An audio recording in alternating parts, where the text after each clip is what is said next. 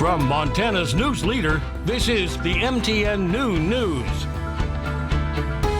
Good afternoon. Thanks for joining us on your statewide MTN Noon News on this Wednesday. I'm Andrea Lutz. So this afternoon, an online pharmacy is asking the FDA to recall some popular sunscreens after product tests revealed they contained a known cancer-causing chemical.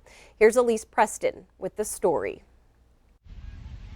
With summer almost here, people are spending more time in the sun, but tests by Valashore, an online pharmacy and lab, show dozens of popular sunscreens and after-sun products contain a chemical tied to blood cancers. Benzene, a known carcinogen, was found in 27% of the sprays and lotions tested. That includes products sold by Neutrogena, Banana Boat, and CVS. The problem with benzene is it can cause leukemia, anemia, things like this. CBS Chief Medical Correspondent John LaPook says one of the things the FDA will look into is how the chemical is getting into the products. There's no manufacturer that's intentionally adding it to the sunscreen product. Somehow it's in there as a contaminant. It's not clear how it gets in there. Is it one of the ingredients that got contaminated? Is it the process of making the lotion or the after-sun product that somehow creates it? We're not sure. Johnson & Johnson, maker of Neutrogena products, told CBS News benzene is not an ingredient in any of our personal care products. CVS said the products it sells are safe and, quote, "We are in the process of reviewing and evaluating information in and related to Valashore's petition and will respond accordingly."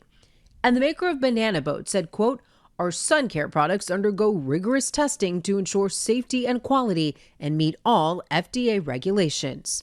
Not all the products from those brands were found to contain benzene. Health experts emphasize the vast majority of sunscreens do not contain the chemical, and people still need to protect themselves from the sun.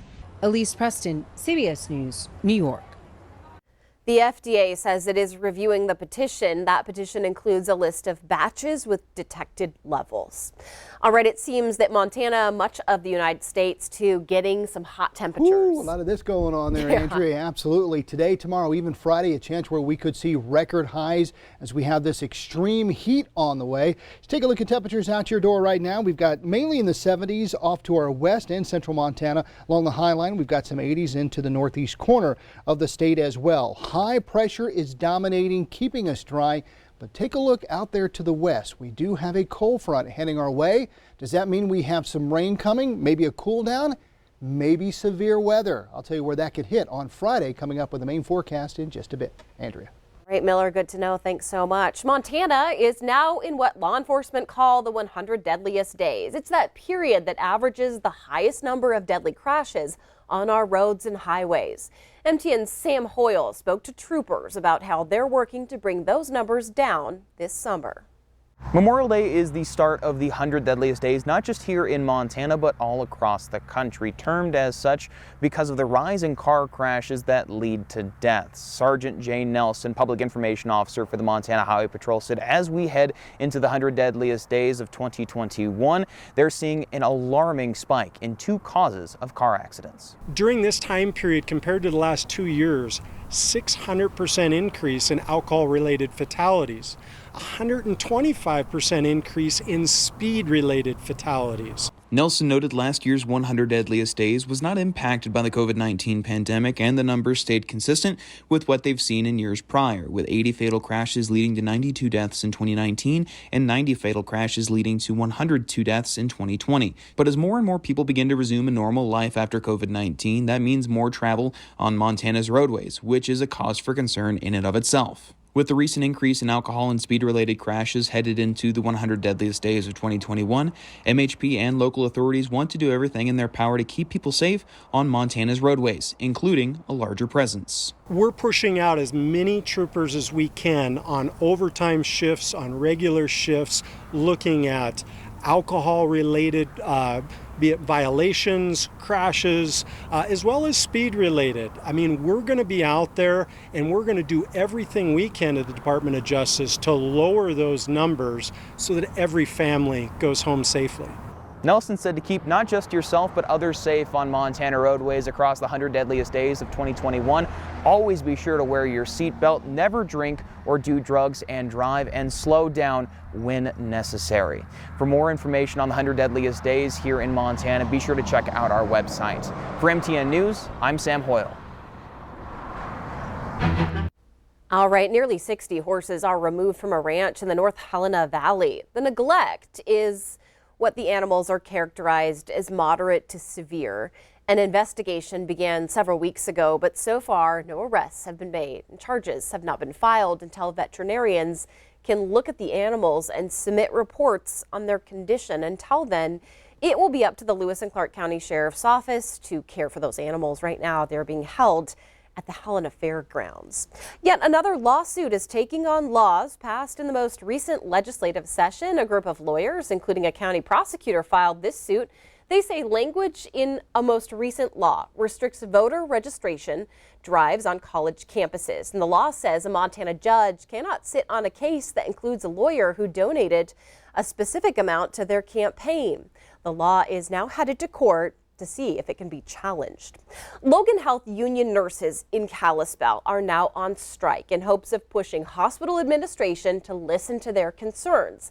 In response, administration says they're happy to meet with nurses in a productive manner. MTN's Jordan Johnson has the coverage. Logan Health union nurses state that they are out striking this week due to discrimination of union nurses and a demand for higher pay. Patient staffing is a big thing for us, being able to retain our nurses. And in order to do that, they need to be able to live here in the Valley. Along with that is some of our health care benefits that we're fighting for in our contract. Angel Garrido was one of the 100 people MTN saw picketing that demand contract negotiations with Logan Health Administration for unfair labor practices. A union spokesperson say those unfair labor practices include discrimination against the union nurses and denial of new assignments and retaliation of being part of the union. In a written statement to MTN News, Logan Health President Craig Lambert says, quote, "While I appreciate your frustrations, your recent behaviors do not lend to any successful conclusions. We are focused on the potential disruption of services that you have fostered, and our duty to care for patients will take precedence over any bargaining dates." Logan Health Communication Specialist Chris Leopold stated more than 150 nurses have offered to work during the strike. Leopold said more than 100 nurses who were scheduled to work on the days of the strike have committed to fulfilling their shifts, and many more who were not scheduled have volunteered to work. In Kalispell, Jordan Johnson, MTN News. All right, and Lembrick also says that he's thankful for the nurses who have shown up for their duties. The union nurses plan to strike through Friday.